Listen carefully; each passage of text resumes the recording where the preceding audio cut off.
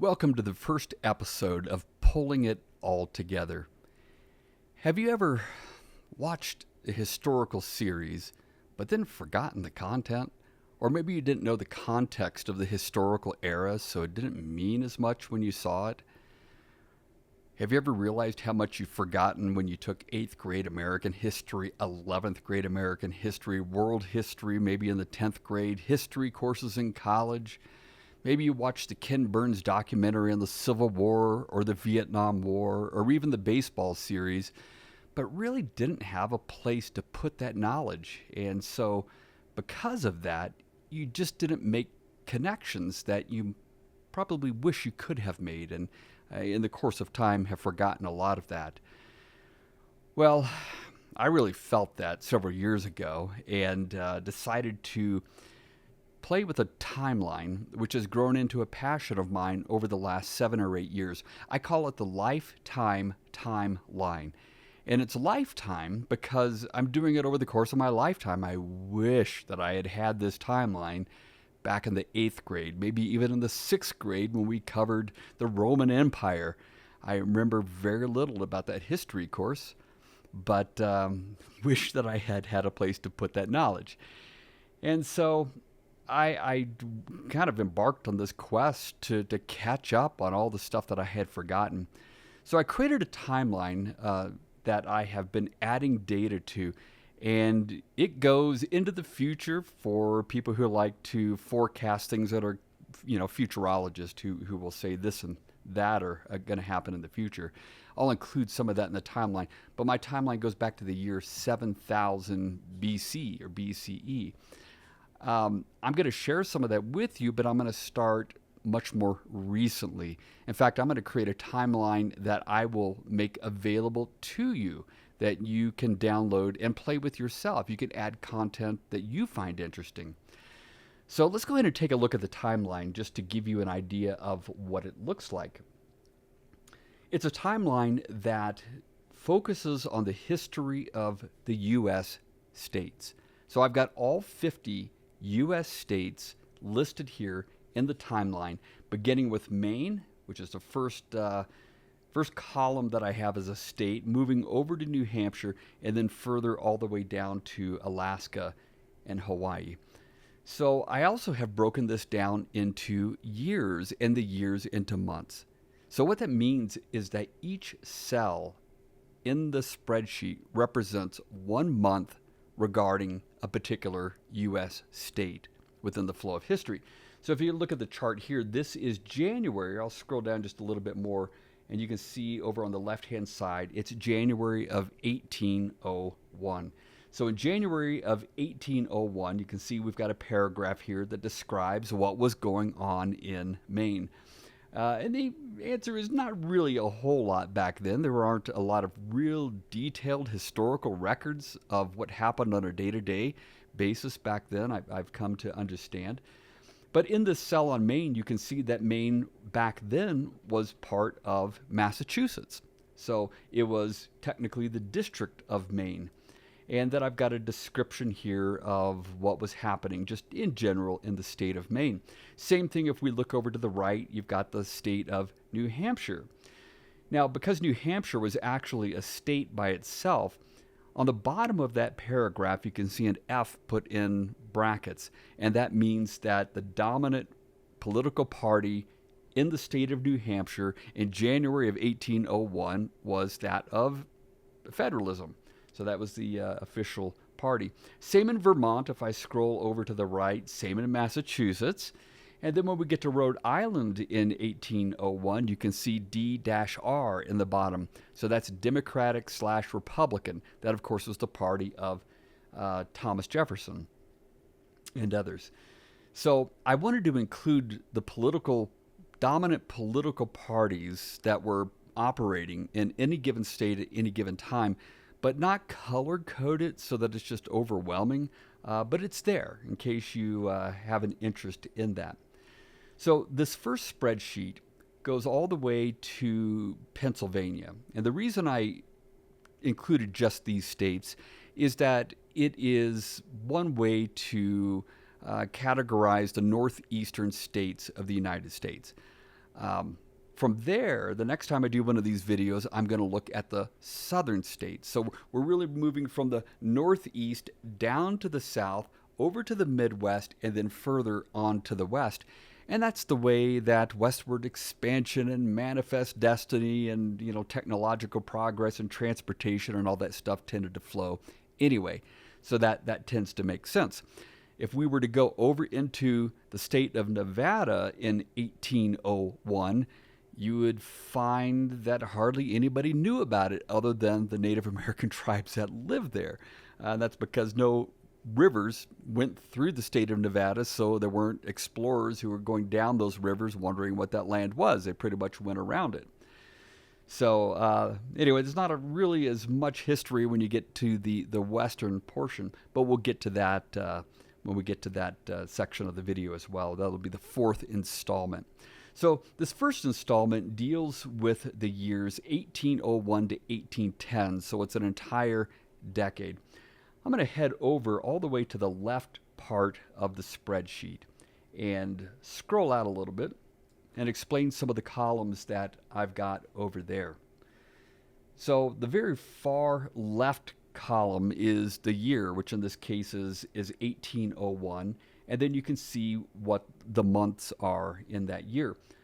I've got a column for the U.S. presidents, so you can always see, and I've frozen the spreadsheet so that when you scroll, you can always see who the president was at that given time. It's just a handy reference point, I think. And then I've got a column on U.S. key events. This one's not really filled out so much, but it's just a few things that I might continue to list here and there. So I started doing the 50 states, but then I realized that there were certain things that happened that didn't fit neatly in any given state because it might have been an executive action, or it might have been a ruling by the U.S. Supreme Court, or it might have been a law passed by Congress. So because of that, I went ahead and put the three branches of the federal government here right at the beginning of the left side of the column, so you can see what was happening at the White House, at Congress, and with the Supreme Court as well. Then we get into Maine, New Hampshire, Vermont, etc. So I'll scroll all the way to Pennsylvania, which some people classify as the last state in the northeastern portion. So I'm going to scroll by a bunch of states here where I don't have data filled in at this particular point, at least not ready to reveal. But I'm going to head on down to a few extra columns at the end of the spreadsheet that I think are pretty cool. Because while things are happening in states here in America, there's all types of stuff happening around the world regarding a whole range of different topics. So here I've got a cell that just summarizes the year. I didn't take the time and effort to break all of this down yet into specific dates. But I have got, for example, the year 1801 in classical music. So you can see, as it says here, that classical music was in the heart of transition from the classical to the romantic era. Talks about Beethoven, the Moonlight Sonata, talks about Haydn and others as well. Scroll a little bit to the right, we've got the visual arts. So you've got Jacques-Louis David and talks about some of the paintings that he did. What I'll eventually do here is get in here when I've got a little more time and italicize the specific titles of paintings and musical works and literature, etc. I've got a column for architecture, and by the way, this goes all the way down to 1802, all the way down to 1810 to end the decade. So every year there's a concise summary of architecture. There's also science and technology. There's literature, transportation, philosophy. I wanted to put a little bit about religion because that is such a dominant force in the flow of world history. So I put Roman Catholicism. I've got Protestantism. I put Islam. I've even got Hinduism. I put the culinary arts. I'm interested in that, so I thought it was fascinating to see what was going on in France regarding the development of the first cookbooks and, of course, the master sauces that were developed around this time. I also have a summary of the United States that's just, and this, by the way, almost all of this content that I have at this point is generated with AI. So that's the foundation to start with. I will change a lot of this stuff as I go through time. So again, lifetime timeline, which means I can get in here, revise things, take things out, add things in. And so it will look very different over the course of time. But anyway, it's a really nice summary of what was going on in the United States in 1801. Same in Europe and in South America and in Asia and in Africa. And I might even put Russia because there was just such an essential political force at that time as well. I'll briefly describe the anatomy of a cell. If you take a look at what's going on here, I have got 2 asterisks at the beginning of this cell. And what that means is that this is an event, this is a description of content that took place during a given year. In this case, I know it's 1801. I don't have it parsed out where it's broken down into months in this particular cell.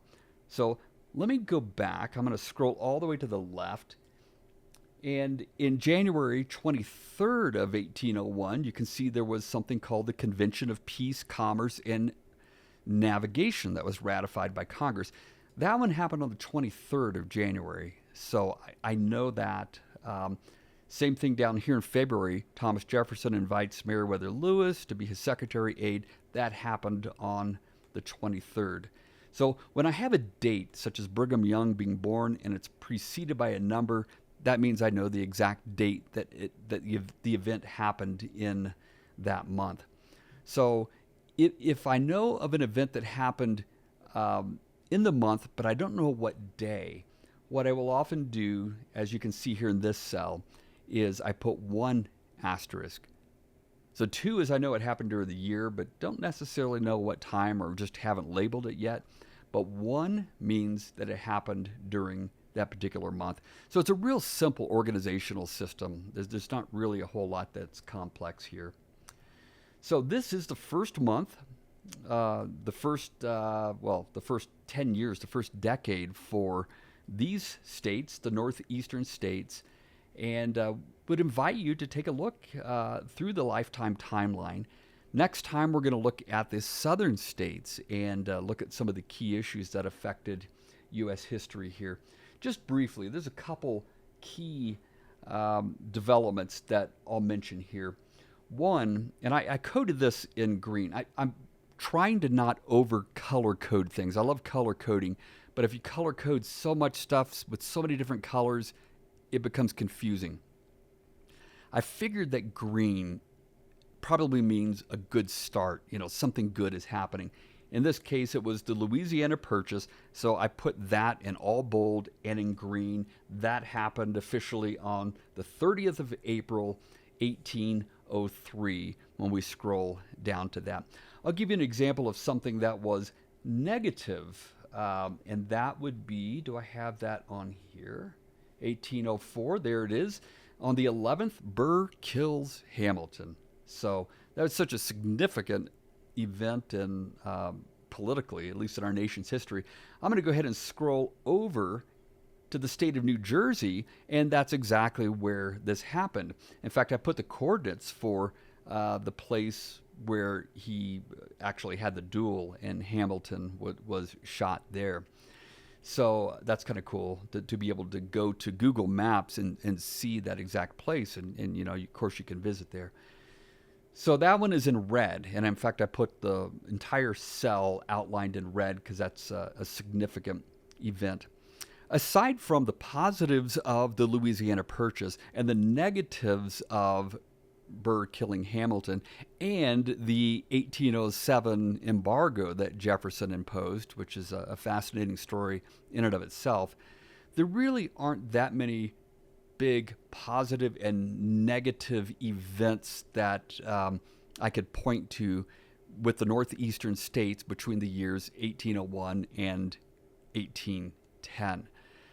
Having said that, there are ongoing issues that started at the, preceded the decade and certainly followed after. It's almost like the embargo of 1807 and Burr killing Hamilton. Those are negative things. Those are like you dropping a glass of water in your kitchen, and yeah, it creates a mess. But there are two faucets that are also running during this time period that are causing a lot of other mess. One, of course, is slavery. And there may not be a specific event that we could point to here in the years 1801 to 1810 in the Northeastern States that we could really put a spotlight on. No doubt there are, some things happen, but it was an ongoing issue that this part of the country and our whole country really had to deal with. The second is the removal of Native Americans from their ancient tribal lands. That's an issue that was obviously quite significant. And by this point in history, you can read that a lot of tribes had already been pushed out of the Northeast. That's going to come later when you get to the South, later in the Midwest, certainly later in the West. So it'll be an unfolding story that we'll see. Anyway, I hope you join me on the rest of this journey. It's a fascinating way to explore history. Now, here's how I like to use this. I like to pull out the timeline, and when I'm watching a program such as American Primeval about the Mountain Murder Massacre out in the West with the Mormons, what was going on in Utah during that time? So I can pull up the timeline and simply use that as a way to figure out what was happening. Same with books that I'm reading. If I want a historical context, I can pull this up and figure out what was going on at the time. So, it's really helpful to gain that context. I love looking at the dates on works of art in museums. And if I see something that was happening in Spain in 1805, I can go to my Spanish column and see what the political atmosphere was. I read a lot of biographies as well. I've got the biography of Vincent van Gogh, which is just a fascinating book. It's just so intimately personal when it shines a spotlight on his inner psyche. And then there's his paintings. They have dates. And to be able to look at a painting and then see what was going on in his life, and to look kind of at some of the letters that he was writing to his brother Theo, it just makes the interpretation of that work of art so much richer.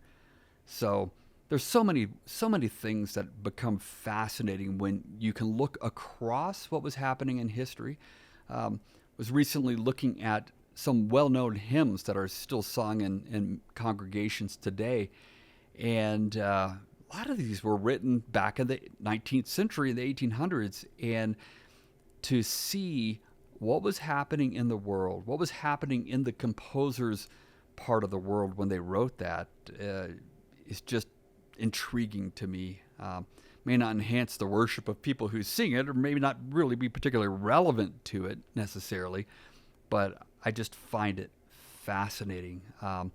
Was looking even some at the description of Hinduism on this particular chart here that you could take a look at, and it talked about the influence of the East India Company on the development of Hinduism. So it's fascinating to see how some natural forces, natural causes can have an effect on a domain that is kind of perceived in many ways as being supernatural. So anyway, lots of fun stuff to unpack. I hope to see you back next week as we look at 1810 or 1801 to 1810 regarding the southern states. Thanks.